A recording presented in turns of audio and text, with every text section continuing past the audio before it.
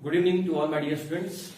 तो students, last class में हम लोगों ने एफ ब्लॉक का इलेक्ट्रॉनिक कॉन्फ़िगरेशन देखा था, जिसमें हम लोगों ने लैंथेनाइड्स और एक्टिनाइड्स दोनों का इलेक्ट्रॉनिक कॉन्फ़िगरेशन डिस्कस किया और उसके अलावा हम लोगों ने लैंथेनाइड्स का कुछ प्रॉपर्टीज भी देखा था, जिसमें मैंने फर्स्ट प्रॉपर्टी आपसे डिस्कस किया था अपीयरेंस, सेकंड प्रॉपर्टीज मैंने आपसे डिस्कस किया था मेल्टिंग पॉइंट, थर्ड प्रॉपर्टी जो मैंने आपसे डिस्कस किया था वो था इलेक्ट्रिकल एंड थर्मल कंडक्टिविटी, और फोर्थ प्रॉपर्टी जो मैंने आपसे डिस्कस किया था वो बहुत इंपॉर्टेंट था और वो था आपका ऑक्सीडेशन स्टेट। तो ऑक्सीडेशन स्टेट वाला टॉपिक जो है उससे ऑब्जेक्टिव्स बहुत सारे बनते हैं और वो कॉम्पिटिटिव पॉइंट ऑफ व्यू से बहुत इंपॉर्टेंट है।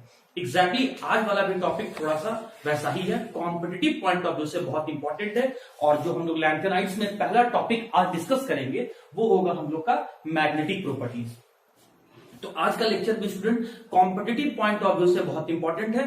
आज के लेक्चर को बड़े ध्यान से सुनने की जरूरत है, बहुत कंसंट्रेट होकर फोकस करने का जरूरत है। तो आइए स्टूडेंट हम लोग देखते हैं, स्टार्ट करते हैं मैग्नेटिक प्रॉपर्टीज। तो जहां तक मैग्नेटिक प्रॉपर्टीज का बात है, तो जो लैंथेनाइड्स होते हैं या एक्टिनाइड्स होते हैं, मतलब जो एफ ब्लॉक के एलिमेंट होते हैं, वो या तो डायामैग्नेटिक होंगे या तो पैरामैग्नेटिक होंगे। मतलब जो एफ ब्लॉक के एलिमेंट्स हैं, जो इनर ट्रांजिशन एलिमेंट हैं, वो दो तरह के मैग्नेटिक बिहेवियर शो करते हैं, या तो वो आपके डायामैग्नेटिक होंगे या फिर वो आपके पैरामैग्नेटिक होंगे। तो सबसे पहले तो हम लोग यही समझते हैं कि what do you mean by diamagnetic and paramagnetic. ये वर्ड डायामैग्नेटिक और पैरामैग्नेटिक का मतलब क्या होता है? तो देखिए स्टूडेंट, मैं यहां पर लिख दिया हूं वैसे सब्सटेंस जो मैग्नेट से रिपेल हो जाएंगे। मान लो ये मैग्नेट है, तो वैसे सब्सटेंस जो मैग्नेट से रिपेल हो जाएंगे, तो वैसे सब्सटेंस को डायामैग्नेटिक कहा जाता है। या वैसे सब्सटेंस जिनको एक्सटर्नल मैग्नेटिक फील्ड में रखा जाए तो वो सब्सटेंस मैग्नेट से रिपल्सन फील करते हो। तो जो भी सब्सटेंस मैग्नेट से रिपेल हो जाए उसे आप डायामैग्नेटिक कहेंगे।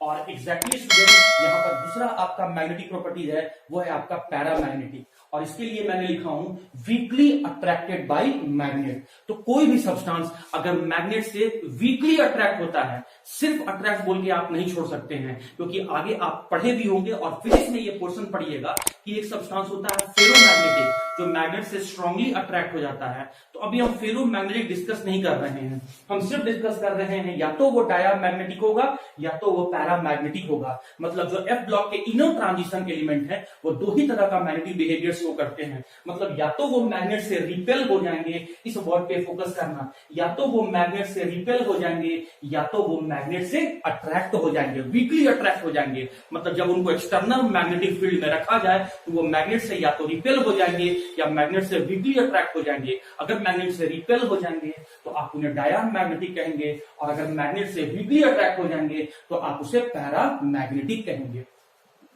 तो ये था स्टूडेंट आपका थ्योरेटिकल एक्सप्लेनेशन। तो आप इस बात को कैसे समझेंगे कि जो सब्सटेंस है वो मैग्नेट से रिपेल होगा? थ्योरेटिकली कैसे चेक करेंगे? प्रैक्टिकली तो हम लोग इसको चेक कर सकते हैं, मैग्नेट में एक्सटर्नल मैग्नेटिक फील्ड में रखकर हम लोग देखेंगे कि रिपेल होगा कि अट्रैक्ट होगा। तो प्रैक्टिकली तो इसको देखा जा सकता है, लेकिन थ्योरेटिकली कैसे आइडेंटिफाई करेंगे? तो देखिए, जब एक भी अनपेयर्ड इलेक्ट्रॉन नहीं होगा, आपको इलेक्ट्रॉनिक कॉन्फ़िगरेशन लिखना मैंने सिखा दिया है, तो उस इलेक्ट्रॉनिक कॉन्फ़िगरेशन में आप चेक करना, अगर एक भी अनपेयर्ड इलेक्ट्रॉन नहीं है तो आप कहना कि वैसे सब्सटेंस जो होंगे वो मैग्नेट से रिपेल होंगे या फिर आपका डायामैग्नेटिक होंगे। मतलब उनका कॉन्फ़िगरेशन या तो F0 होगा या तो F14 होगा। अगर F14 भी है, जैसे स्टूडेंट आप जानते होंगे कि F subshell contain 7 different orbital, 1 2 3 4 5 6 7 different orbital, और हर ऑर्बिटल में each orbital contain 2 electron with opposite spin.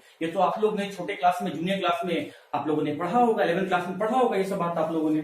तो अगर सभी में 2 इलेक्ट्रॉन है तो टोटल आपका 14 इलेक्ट्रॉन हो जाएगा, और 14 इलेक्ट्रॉन हो जाएगा तो सारे के सारे पेयर हो जाएंगे। तो आपको ढूंढना है कि अनपेयर्ड इलेक्ट्रॉन, बट यहां सारे के सारे आपके यहां पर अगर 2 इलेक्ट्रॉन है तो सबका सब आपका पेयर्ड इलेक्ट्रॉन हो गया।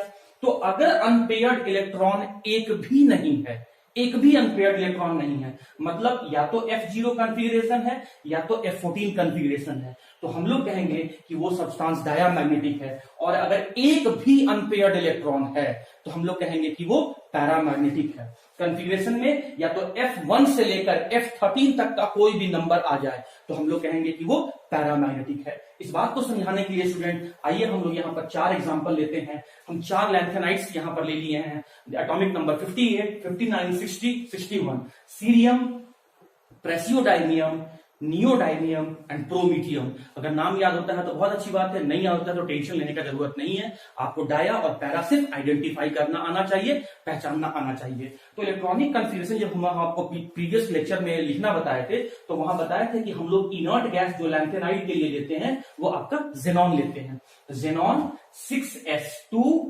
आपको याद होगा जेनॉन 4f 5d और 6s ऐसे हम लोग लिख रहे थे। तो 6s में 2 इलेक्ट्रॉन था और सीरियम के लिए 4f में 1 इलेक्ट्रॉन और 5d में 1 इलेक्ट्रॉन था। तो ऐसे हम लोगों ने इलेक्ट्रॉनिक कन्फिगरेशन लिखा। अब आपको यह भी पता है स्टूडेंट कि लैंथेनाइड्स का मोस्ट कॉमन ऑक्सीडेशन स्टेट +3 होता है, मतलब ट्राईवैलेंट होता है। तो अगर हमें सीरियम 3+ का इलेक्ट्रॉनिक कन्फिगरेशन लिखना है, ट्राईवैलेंट स्टेज में लिखना है, इसका मतलब 3 इलेक्ट्रॉन को लूज करवाना होगा। तो हम लोग वहां से लूज करवाना शुरू करते हैं जो सबसे आउटर सेल होता है, और outermost shell valence shell को पहचाना जाता है सेल के वैल्यू से, सेल के बिगेस्ट वैल्यू से। तो 4, 5, 6 में से सबसे बिगर वैल्यू 6 है, तो सबसे पहले इसका मतलब वैलेंस सेल यहां पर 6th सेल है, इसीलिए सबसे पहले हम लोग 6th सेल से इलेक्ट्रॉन को रिमूव करेंगे। टोटल हमें 3 इलेक्ट्रॉन को रिमूव करना है। तो 6th सेल से 2 इलेक्ट्रॉन रिमूव किए और 5th सेल से 1 इलेक्ट्रॉन रिमूव किए और इस तरीके से 3 इलेक्ट्रॉन सीरियम ने लूज कर दिया। अब आप क्या देख रहे हैं कि F में 1 इलेक्ट्रॉन प्रेजेंट है, इसका मतलब ये अनपेयर्ड इलेक्ट्रॉन है। और अगर अनपेयर्ड इलेक्ट्रॉन होगा तो इसका मतलब ये नेचर वाइज क्या हो जाएगा, मैग्नेटिक नेचर क्या हो जाएगा, पैरा मैग्नेटिक हो जाएगा, मतलब मैग्नेट से वीकली अट्रैक्ट हो जाएगा। आइए स्टूडेंट सेकंड एलिमेंट लेते हैं लैंथेनाइड का, दैट इज प्रेसियोडाइनियम। इसके लिए भी अगर हम लोग इलेक्ट्रॉनिक कन्फिगरेशन लिखेंगे तो आपको पता होगा कि सभी लैंथेनाइड में जेनॉन 4f 5d और 6s तो लिखते ही हैं।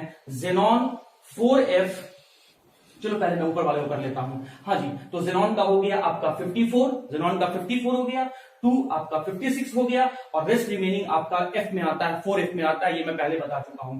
हाँ जी, अब हमें न्यूट्रल स्टेट में नहीं लिखना है, हमें ट्राईवैलेंट स्टेट में लिखना है। तो ट्राईवैलेंट मतलब 3 इलेक्ट्रॉन को लूज करवाना है। तो सबसे पहले हम लोग 6s से इलेक्ट्रॉन को लूज करवाएं। तो 6s में 2 इलेक्ट्रॉन है, तो 2 इलेक्ट्रॉन को यहां से लूज करवाएं। उसके बाद F से हम लोग 1 इलेक्ट्रॉन और लूज करवाएं। तो F में 3 से घटकर हो गया 2। तो अब आप देख सकते हैं स्टूडेंट, जैसे अगर मैं यहां पर F सबसेल बना रहा हूं जिसमें आपका टोटल 7 ऑर्बिटल प्रेजेंट है, 1 2 3 4 5 6 7। तो यहां कह रहा है कि F में 2 इलेक्ट्रॉन है, इसका मतलब दोनों का दोनों इलेक्ट्रॉन जो है वो आपका पेयर्ड नहीं है, मतलब ये अनपेयर्ड है। और अगर अनपेयर्ड होगा तो इसका भी जो मैग्नेटिक नेचर होगा वो आपका पैरामैग्नेटिक होगा। एग्जैक्टली स्टूडेंट, चलो मैं यहां पर आता हूं थर्ड एलिमेंट 61। एक एग्जांपल और लेता हूं, प्रोमीथियम, जिसका एटॉमिक नंबर है 61। इसके लिए भी अगर मैं लिखूंगा तो जेनॉन 54, उसके बाद मैं लिखूंगा 6s2, उसके बाद 5d और 4f। तो 54 और 2 56, मुझे पूरा करना है 61। तो ये हो जाएगा 4f 5 और ये हो जाएगा स्टूडेंट आपका 0।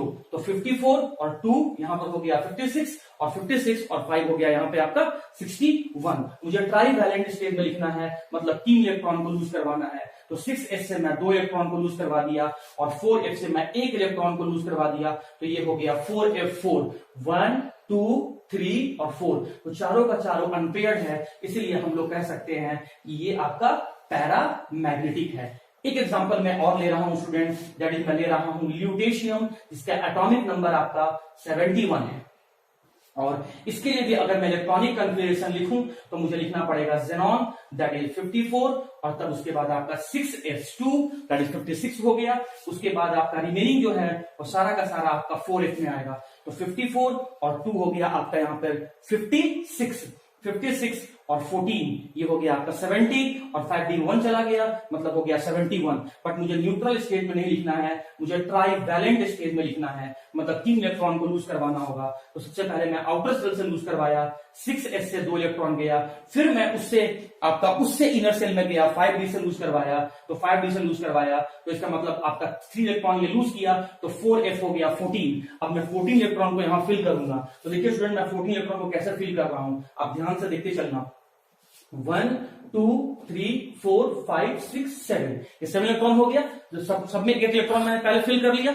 अब मैं फिर स्टार्टिंग से शुरू करूंगा, 8 9 10 11 12 13 एंड 14। जब मैं 14 इलेक्ट्रॉन को यहां फिल कर दिया तो हम लोग यहां से क्या ऑब्जर्व कर रहे हैं, जितने भी 7 ऑर्बिटल हैं ये सारे के सारे 7 ऑर्बिटल आपका पेयर्ड है, और सबका सब पेयर्ड है, तो इसका मतलब ट्राईवैलेंट स्टेज में ये डायामैग्नेटिक हो गया। तो इस तरीके से हम लोग ये आइडेंटिफाई कर सकते हैं कि कौन सा लैंथेनाइट जो है वो डायामैग्नेटिक है, कौन सा पैरामैग्नेटिक है। एक बार जल्दी से मैं आपको रिवाइज करवा देता हूं कि लैंथेनाइट जो होते हैं वो दो तरह का मैग्नेटिक बिहेवियर शो करते हैं, डायामैग्नेटिक एंड पैरामैग्नेटिक। मतलब या तो वो मैग्नेट से रिपेल होंगे या तो वो मैग्नेट से अट्रैक्ट होंगे। अगर एक भी अनपेयर्ड इलेक्ट्रॉन नहीं रहेगा तो उस कंडीशन में जो टोटल स्पिन होगा, इलेक्ट्रॉन का जो नेट स्पिन होगा, जो टोटल स्पिन होगा वो 0 होगा, और इसीलिए वो मैग्नेट से अट्रैक्ट नहीं होंगे। तो if no unpaired electron is there, तो then it will be repelled by magnet and behave as the diamagnetic substance. But if any single unpaired electron is present, then it will be attracted by magnet, weakly attracted by magnet, and it will behave as the paramagnetic. और dia और para पहचानने का तरीका है electronic configuration लिखना। अगर electronic configuration में आपका F0 या F14 आता है तो वो डायामैग्नेटिक होगा, और अगर कॉन्फ़िगरेशन में F1 से लेकर F13 तक आता है, और की जगह आप डैश दे दो, F1 से लेकर F13 तक का कोई भी नंबर आता है तो आप पैरामैग्नेटिक कहेंगे। और आप ध्यान देना कि एग्जाम में आपको ट्राईवैलेंट स्टेज दिया है, कि न्यूट्रल स्टेज दिया है, कि डाईवैलेंट स्टेज दिया है, कि टेट्रावैलेंट, तो कुछ लैंथेनाइट ऐसे भी होते हैं जो +4 ऑक्सीडेशन स्टेट भी शो करते हैं। तो आप देख लेना, चेक कर लेना कि आपको कौन सा स्टेज दिया है, उसके अकॉर्डिंग आप इलेक्ट्रॉनिक कॉन्फ़िगरेशन लिखना, अनपेयर्ड इलेक्ट्रॉन को चेक करना, और तब मैग्नेटिक बिहेवियर, डायामैग्नेटिक और पैरामैग्नेटिक नेचर को इंडिकेट करना। तो स्टूडेंट ये था मैग्नेटिक बिहेवियर। ओके स्टूडेंट्स, तो अगर आप अभी टॉपिक को समझे हैं तो हम लोग अभी क्वेश्चन को सॉल्व कर सकते हैं। फर्स्ट कॉलम में मैंने सभी लैंथेनाइट्स को इंडिकेट कर दिया है, लेकिन न्यूट्रल स्टेट में नहीं किया है, ट्राईवैलेंट कैटायन स्टेज में मैंने किया है। उस ट्राईवैलेंट कैटायन स्टेज में मैंने इलेक्ट्रॉनिक कॉन्फ़िगरेशन यहां लिख दिया है आपको। जब वो 3 इलेक्ट्रॉन को लूज करेगा तो उसका इलेक्ट्रॉनिक कॉन्फ़िगरेशन F1 हो जाएगा, 4F1 4F2 4F3 4F4 4F5 4F6 ऐसे करके मैं लास्ट तक लिख दिया हूं। तो ये आपको खुद इलेक्ट्रॉनिक कॉन्फ़िगरेशन लिखने पर खुद से कैलकुलेट करना होगा। अब मुझे यहां से अनपेयर्ड इलेक्ट्रॉन कैलकुलेट करना है। देखो मैंने यहां से लैंथेनाइट लिखा है, एटॉमिक नंबर 58 से 71 तक, सीरियम से ल्यूटेशियम तक। सीने पर नदियां प्रेम की समाई, यूं ही गदगद तब दिल हुआ, अरे तुम यहां भी लुट गए। तो स्टूडेंट आप जानते हैं कि F सबसेल जो है, F सबसेल में टोटल 7 डिफरेंट ऑर्बिटल होते हैं। तो अगर F1 है तो मैं 1 इलेक्ट्रॉन फिल किया, और अगर 1 इलेक्ट्रॉन फिल किया तो इसमें अनपेयर्ड इलेक्ट्रॉन कितने हो गए, 1 हो गए। F2 है तो मैं 2 इलेक्ट्रॉन फिल किया तो इसमें अनपेयर्ड इलेक्ट्रॉन कितने हो गए, 2 हो गए। अगर F3 है तो 3 इलेक्ट्रॉन फिल किया, अनपेयर्ड इलेक्ट्रॉन 3 हो गया। अगर F4 है तो मैं 4 इलेक्ट्रॉन फिल किया, अनपेयर्ड इलेक्ट्रॉन 4 हो गया। अगर F5 है तो मैं 5 इलेक्ट्रॉन को फिल किया और अनपेयर्ड इलेक्ट्रॉन 5 हो गया। अगर F6 है तो 1 2 3 4 5 6 मैं 6 इलेक्ट्रॉन को फिल किया और आपका अनपेयर्ड इलेक्ट्रॉन 6 हो गया। तो इस कॉलम में मैं अनपेयर्ड इलेक्ट्रॉन को लिखते जा रहा हूं। अगर F7 है तो मैं 7 इलेक्ट्रॉन को फिल किया, तो इस तरीके से इसमें अनपेयर्ड इलेक्ट्रॉन कितना हो गया, 7 हो गया। अब आते हैं F8, तो मुझे 8 इलेक्ट्रॉन को फिल करना है, 1 2 3 4 5 6 7, और तब मैं ये 8 इलेक्ट्रॉन फिल किया। तो अब जब मैं 8 इलेक्ट्रॉन फिल किया तो देखिए जो फर्स्ट ऑर्बिटल है ये तो पेयर्ड दिख रहा है, लेकिन बाकी जितने भी रिमेनिंग 6 ऑर्बिटल हैं ये आपके अनपेयर्ड है। तो how many unpaired electron are there, तो ये आपका अनपेयर्ड इलेक्ट्रॉन 6 हो गया। अगर F9 है तो मुझे 9 इलेक्ट्रॉन फिल करना होगा इस 7 डिफरेंट ऑर्बिटल में। तो कैसे फिल करेंगे, देखिए 1 2 3 4 5 6 7 8 और 9। तो क्या देख रहे हैं, 2 ऑर्बिटल ऐसे हैं जो पेयर्ड हो गए, और रिमेनिंग जो है यहाँ पर 5 ऐसे ऑर्बिटल हैं, F ऑर्बिटल हैं जो अनपेयर्ड हैं। इसका मतलब जो अनपेयर्ड इलेक्ट्रॉन हो गया वो 5 हो गया।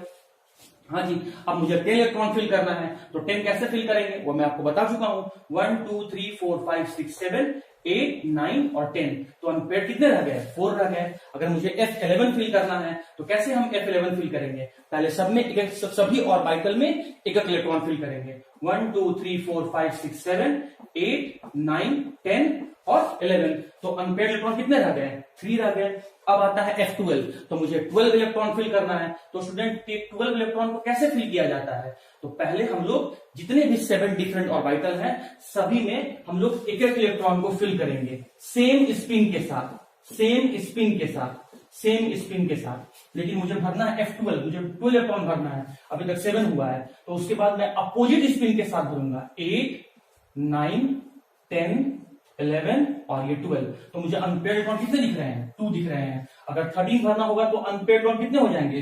1 हो जाएगा। और अगर 14 फिल करना है तो आओ मैं 14 फिर से फिल करके दिखाता हूं स्टूडेंट। तो चलो मैं यहां पर F सबसे ले रहा हूं जिसमें 7 डिफरेंट ऑर्बिटल मुझे लेना है 1 2 3 4 5 6 7 और मुझे इसमें 14 इलेक्ट्रॉन को फिल करना है। तो पहले हर ऑर्बिटल में मुझे एक एक इलेक्ट्रॉन रखना होगा सेम स्पिन के साथ। देखो सभी में एरो का इंडिकेशन, एरो का जो हेड है वो ऊपर की तरफ है। पहले सभी ऑर्बिटल में एक इलेक्ट्रॉन फिल करना है। तो अभी तो 7 हुआ लेकिन मुझे 14 भरना है। तो अगली बार फिर हम स्टार्टिंग से शुरू करेंगे अपोजिट स्पिन के साथ, अपोजिट स्पिन के साथ, अपोजिट स्पिन के साथ, अपोजिट स्पिन के साथ। तो 14 इलेक्ट्रॉन को हमने फिल कर दिया और 14 इलेक्ट्रॉन को जब हमने फिल कर दिया तो सारे के सारे ऑर्बिटल आपको पेयर दिख रहे हैं। और अगर पेयर दिख रहे हैं तो इसका मतलब एक भी अनपेयर नहीं है। तो अनपेयर का नंबर क्या हो जाएगा? 0 हो जाएगा। तो अगर मुझे नंबर ऑफ अनपेयर्ड इलेक्ट्रॉन मालूम चल गया, ये मुझे बता रहा है नंबर ऑफ अनपेयर्ड इलेक्ट्रॉन। तो इस नंबर ऑफ अनपेयर्ड इलेक्ट्रॉन को देखकर हम लोग यहां पर मैग्नेटिक नेचर को कैलकुलेट कर सकते हैं। और मैग्नेटिक नेचर के लिए मैंने आपको क्या बताया था कि अगर एक भी अनपेयर्ड रहेगा तो पैरामैग्नेटिक होगा और अगर आपका एक भी अनपेयर्ड नहीं होगा तो आपका डायामैग्नेटिक होगा। याद रखने का तरीका क्या है? अगर F0 और आपको F14 दिखेगा तो डाया बोलना और F1 से लेकर F13 तक का कोई भी नंबर दिखेगा तो उस कंडीशन में पैरा बोलना। तो आप ये बताइए यहां पर एक अनपेयर्ड इलेक्ट्रॉन है तो डाया हुआ कि पैरामैग्नेटिक? तो ये हो गया आपका पैरामैग्नेटिक।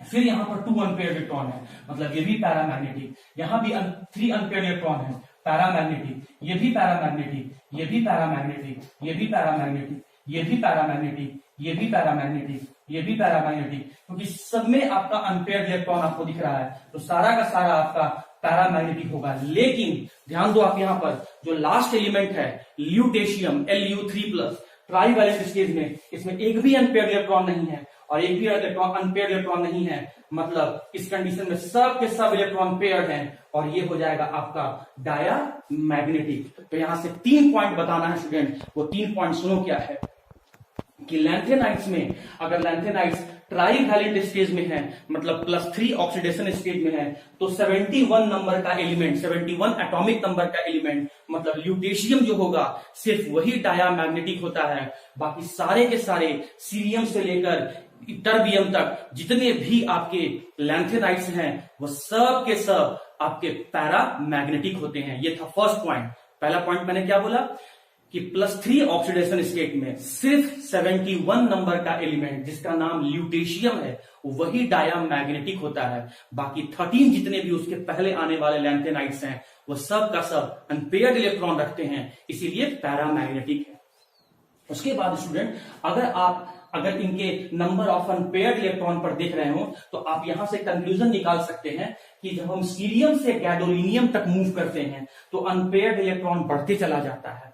फिर हम जब टर्बियम से ल्यूटेशियम तक मूव करते हैं तो अनपेयर्ड इलेक्ट्रॉन घटते चला जा रहा है।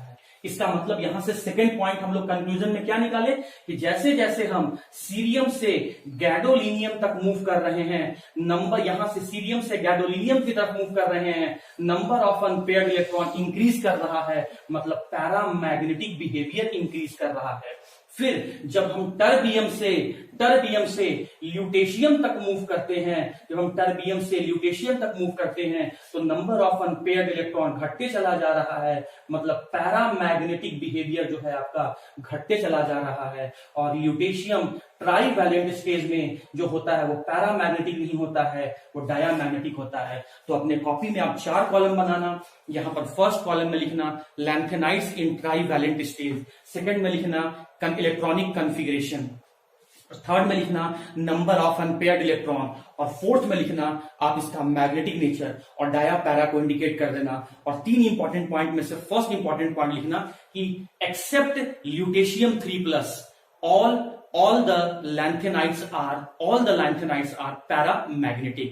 पॉइंट नंबर 2 में लिखना, on moving from cerium 3+ to gadolinium 3+, number of unpaired electron increases and hence the paramagnetic behaviour increases. फिर थर्ड पॉइंट पर लिखना student, on moving from terbium to ytterbium, terbium Tb to Yb, terbium to ytterbium, number of unpaired electron decreases and hence the paramagnetic behaviour decreases. तो उम्मीद करता हूं कि magnetic properties में आपको डाया पैरा मतलब डायामैग्नेटिक और पैरामैग्नेटिक कैलकुलेट करने आ गया होगा.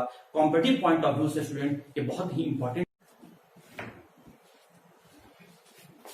ओके स्टूडेंट्स, तो मैग्नेटिक प्रॉपर्टीज को डिस्कस करने के बाद अब हम लोग फिर से एक और लैंथेनाइड्स में प्रॉपर्टीज डिस्कस करने जा रहे हैं, दैट इज कलर.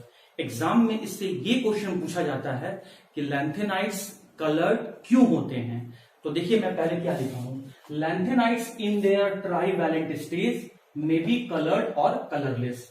जितने भी लैंथेनाइड्स हैं सीरियम से लेकर ल्यूटेशियम तक, 58 से लेकर 71 तक, मैंने उन सभी 14 एलिमेंट का एक कॉमन सिंबल Ln ले लिया है. लैंथेनाइड्स का सिंबल क्या हो गया, Ln.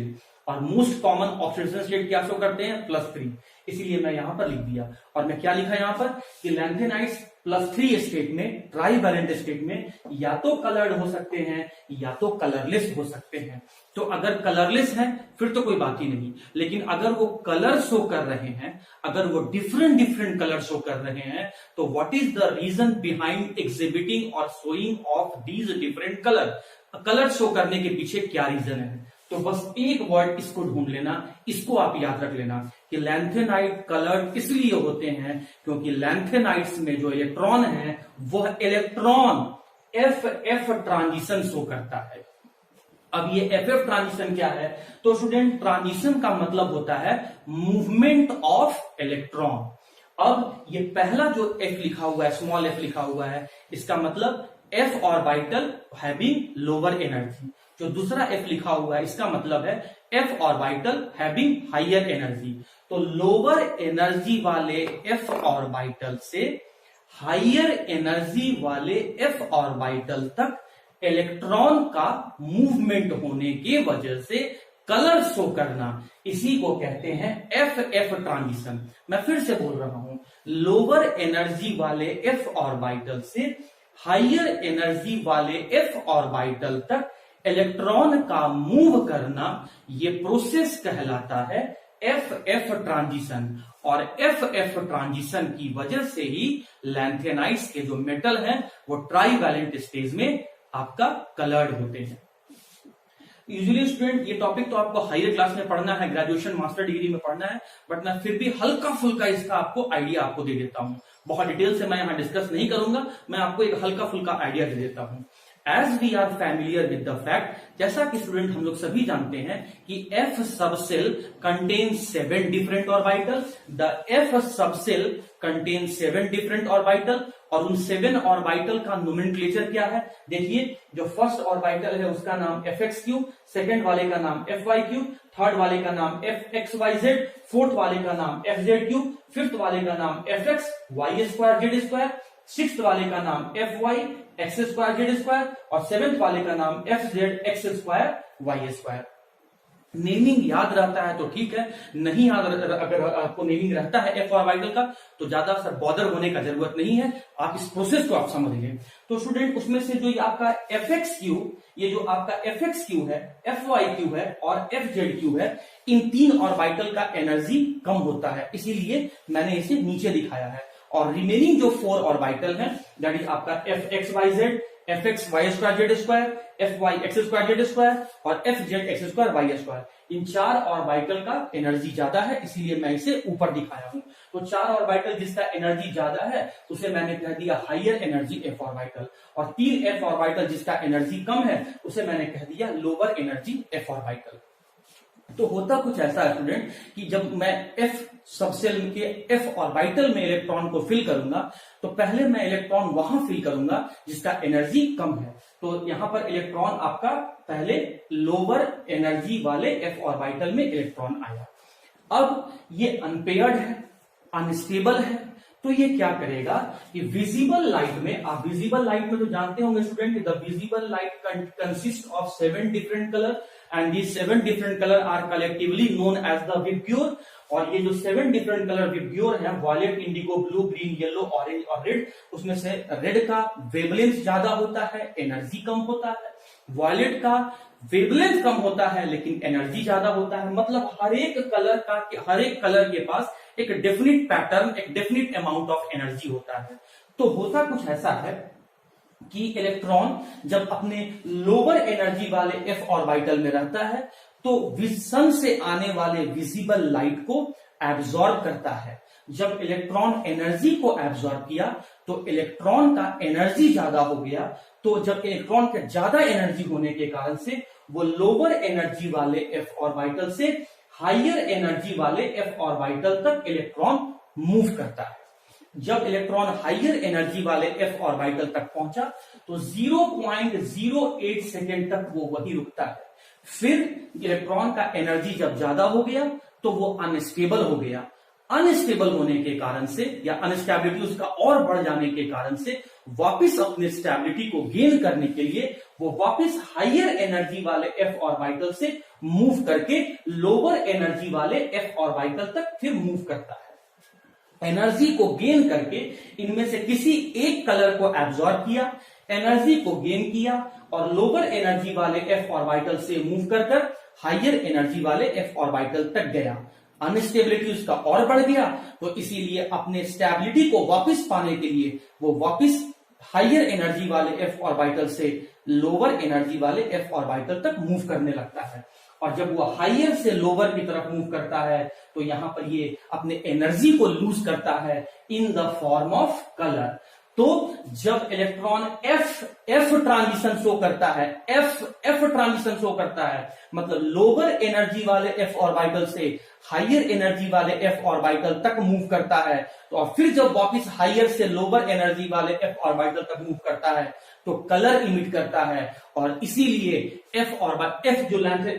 जो लैंथेनाइट्स हैं, इनर ट्रांजिशन सीरीज के जो लैंथेनाइट्स हैं वो आपके कलर्ड होते हैं। तो उम्मीद करता हूं कि आप एफ ट्रांजिशन समझ गए होंगे। तो इसका मतलब मैं फिर से एक बार समझा देता हूं स्टूडेंट, एफ लोअर एनर्जी वाले एफ ऑर्बिटल, दूसरा एफ हायर एनर्जी वाले एफ ऑर्बिटल, और ट्रांजिशन का मतलब मूवमेंट ऑफ इलेक्ट्रॉन। तो मूवमेंट ऑफ अनपेयर्ड इलेक्ट्रॉन, समझना बात को, इसका मतलब movement of unpaired electron from lower energy F orbital to higher energy F orbital by absorbing of visible light, this phenomenon or this process is known as the FF transition। जिस लैंथेनाइट्स के पास unpaired electron होगा वही FF transition show करेगा और वो coloured होगा, और जिस लैंथेनाइट्स के पास अनपेयर्ड इलेक्ट्रॉन नहीं होगा तो वो FF ट्रांजिशन नहीं शो करेंगे और वो कलरलेस होंगे। So point to be remember, the lanthanides which are paramagnetic, the lanthanides which are paramagnetic or having unpaired electron are colored, and the reason of being colored is F transition। तो उम्मीद करता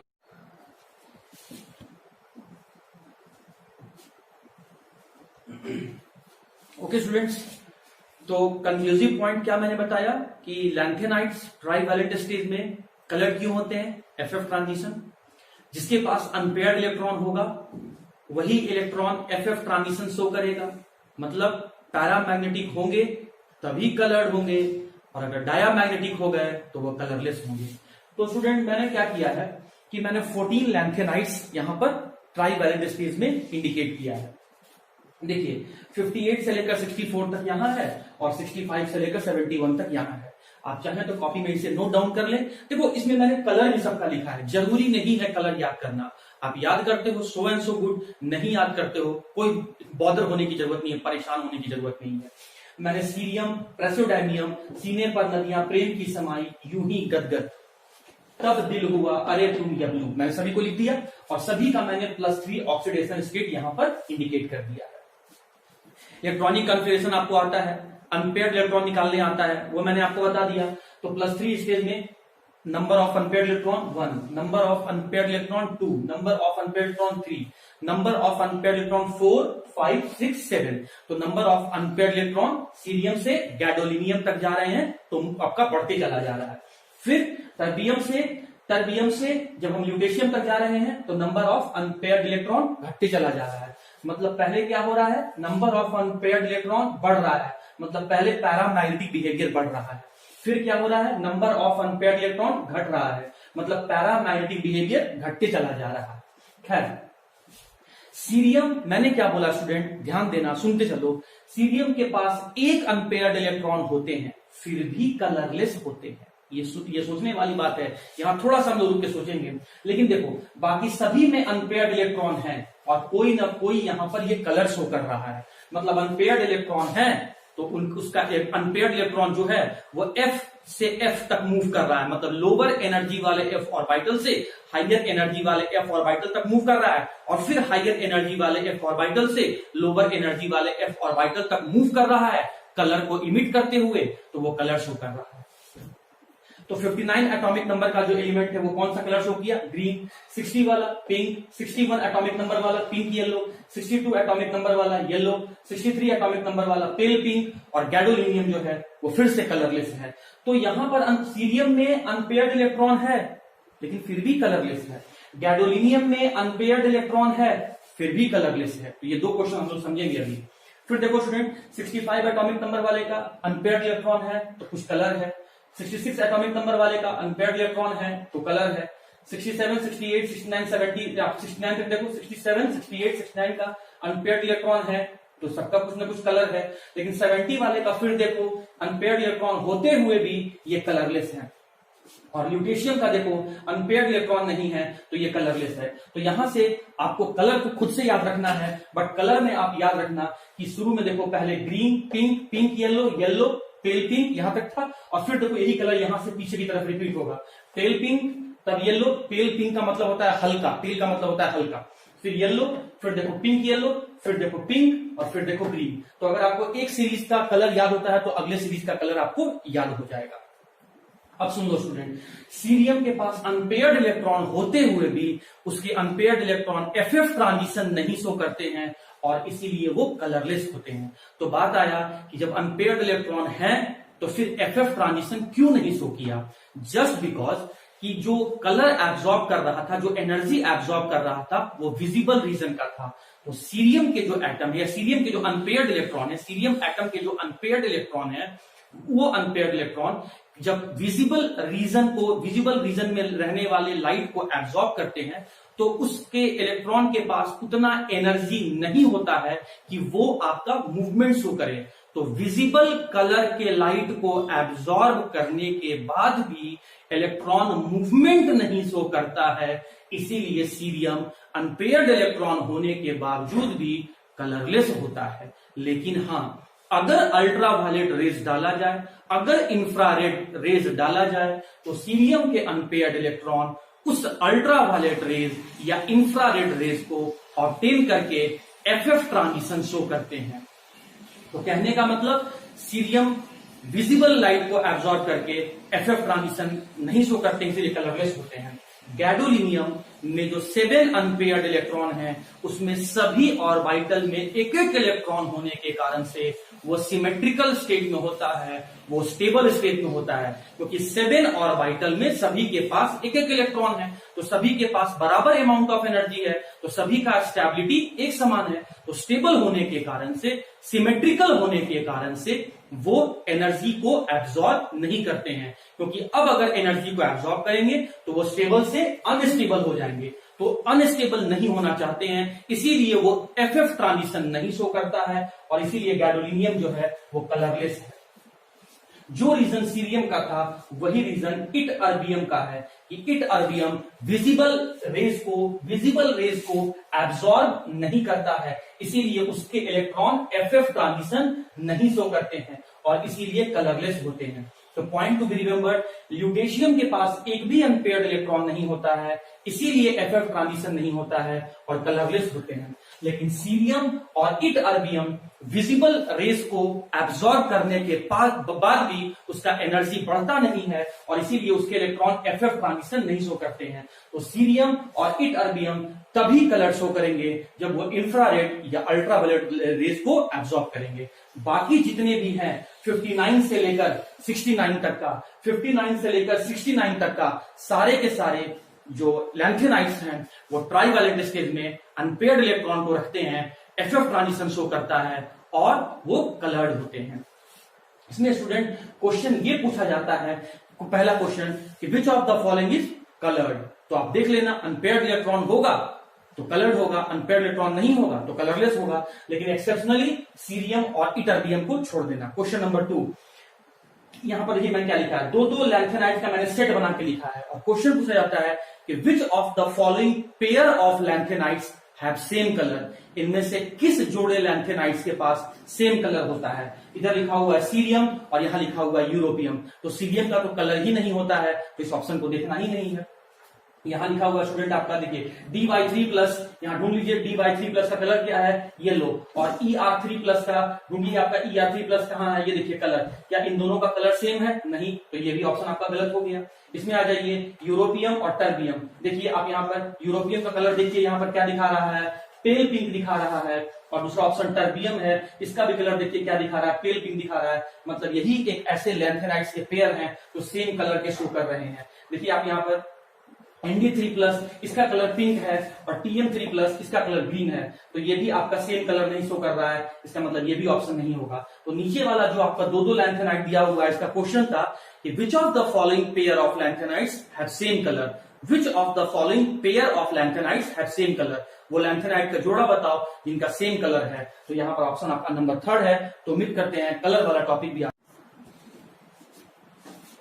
okay students. तो अब physical properties को समझने के बाद फिर कॉम्पिटिटिव पॉइंट ऑफ व्यू से मैं एक और टॉपिक डिस्कस करने जा रहा हूं, दैट इज केमिकल प्रॉपर्टीज।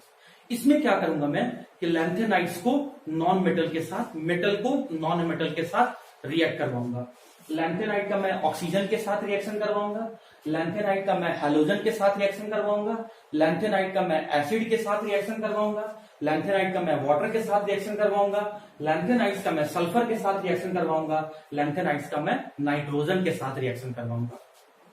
अब ध्यान दीजिए, आप जानते हैं स्टूडेंट कि ऑक्साइड का सिंबल क्या होता है, O2-, हैलाइड का सिंबल क्या होता है, X-, नाइट्राइड का सिंबल क्या होता है, N3-, सल्फाइड का सिंबल क्या होता है, S2-, हाइड्रो ऑक्साइड का सिंबल क्या होता है, OH-, और हाइड्रोजन गैस का सिंबल क्या होता है, H2।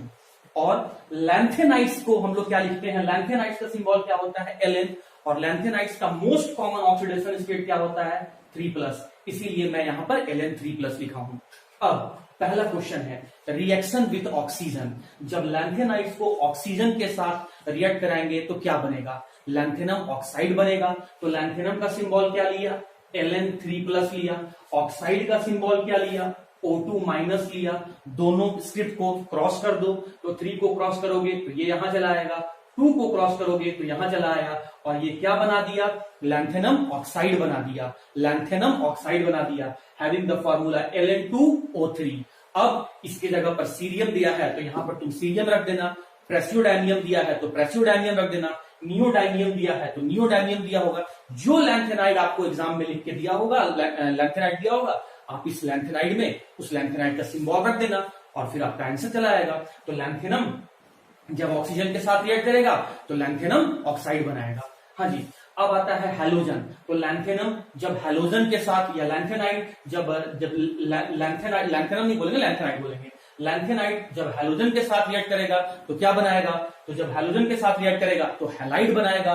और हैलाइड का क्या फॉर्मूला होगा, तो देखिए लैंथेनाइड्स के लिए मैंने लिखा Ln3+, और हैलाइड के लिए मैंने क्या लिखा, X-, और दोनों स्क्रिप्ट को क्रॉस कर दो, जो ऊपर में लिखा होता नंबर उसे सुपर स्क्रिप्ट कहते हैं, क्रॉस कर दो तो 3 यहां चला आएगा, और जो -1 है ये 1 आपका यहां चला आएगा, तो ये यहां 1 को लिखा नहीं जाता है, तो ये क्या बनाया, Ln(x3) बनाया। मतलब जब लैंथेनाइड्स को जब आप हैलोजन के साथ रिएक्ट कराओगे तो ये आपका हैलाइड्स बनाएगा, हैविंग द फॉर्मूला Ln(x3).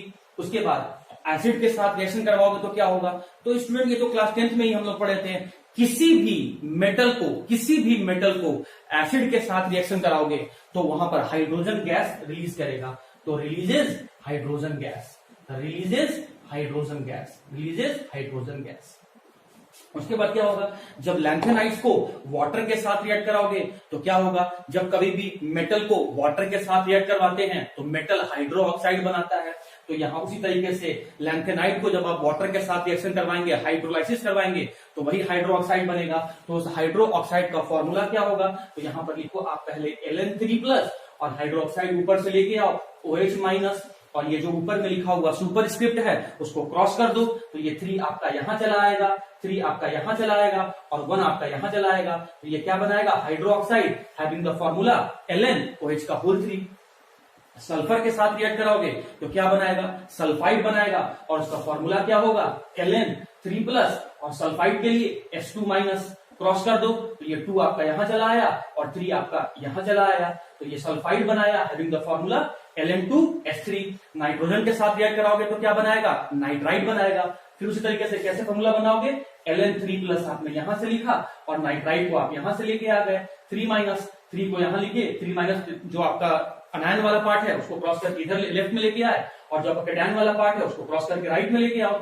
अब देखिए दोनों में कॉमन स्क्रिप्ट है तो कॉमन 3 निकाल दीजिए, तो यहां से आपका बन गया LnN मतलब lanthanum nitrides, lanthanum sulphide, lanthanum hydro oxide, lanthanum oxide, lanthanum halide और एसिड के साथ रिएक्ट करेगा तो ये हाइड्रोजन गैस रिलीज करेगा। तो स्टूडेंट ये था आपका केमिकल प्रॉपर्टीज, जहां मैंने डिफरेंट इसको फर्स्ट मान लो, इसको सेकंड मान लो, इसको थर्ड मान लो, इसको फोर्थ मान लो, इसको फिफ्थ मान लो और इसको सिक्स्थ मान लो। तो ये 6 डिफरेंट नॉन मेटल के साथ मैं रिएक्ट करवा के डिफरेंट तरह का कंपाउंड बनाया और जो भी आपको लैंथेनाइड एग्जाम में दिया हुआ रहेगा उस लैंथेनाइड की जगह पर यहां रख देना और आपका आंसर निकल के आ जाएगा। तो नेक्स्ट क्लास में अब इस चैप्टर में सिर्फ एक क्वेश्चन बचा हुआ है और वो जैक बोर्ड के हिसाब से बहुत इंपॉर्टेंट क्वेश्चन है, what is lanthanide contraction and what are the consequences of lanthanide contraction. Lanthanide contraction क्या होता है और लैंथेनाइड कॉन्ट्रैक्शन होने का रिजल्ट, प्रभाव, कंसीक्वेंसेस क्या होता है। तो इस टॉपिक को समझने से पहले मैं आप लोगों को फिर बोल रहा हूं कि नेक्स्ट दिन कल आप इस जो मैं 11th में पढ़ाया था स्क्रीनिंग इफेक्ट और इफेक्टिव न्यूक्लियर चार्ज, ये दोनों टॉपिक आप पढ़ लेना, तब आपको कल का टॉपिक समझ में आएगा और कल के बाद हम लोग का F ब्लॉक भी खत्म हो जाएगा। और स्टूडेंट आज आप लोग का टेस्ट है, तो टेस्ट के लिए उम्मीद करता हूं कि आप लोग बहुत अच्छे से प्रिपेयर्ड हो गए होंगे। तो सभी को all the best for the test और फिर हम लोग यहां से कल मिलेंगे।